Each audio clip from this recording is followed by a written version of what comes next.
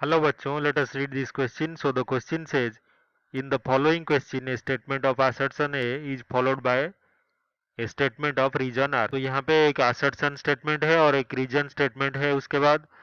तो assertion में है कि the process of photoelectron emission and thermionic emission of electrons is different.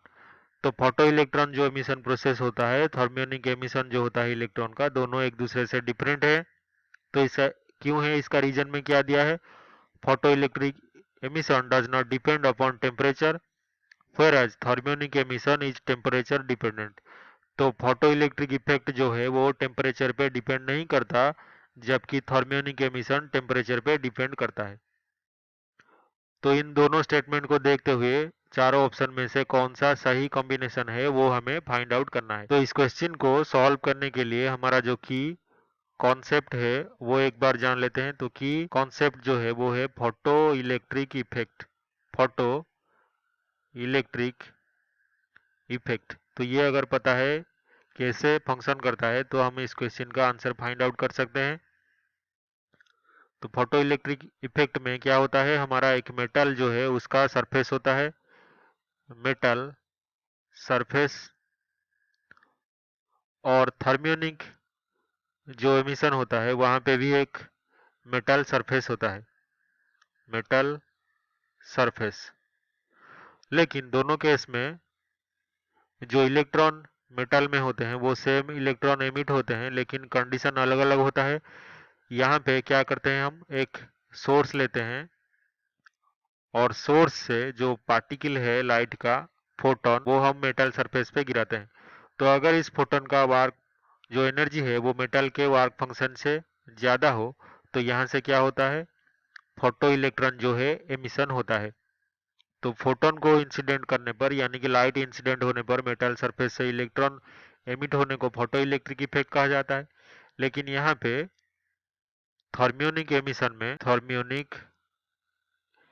Emission में सेम इलेक्ट्रॉन एमिशन होता है, लेकिन यहाँ पे क्या करते हैं, अगर जो टेम्परेचर है, टेम्परेचर ऑफ मेटल, इसको हम स्लोली इंक्रीज करते हैं।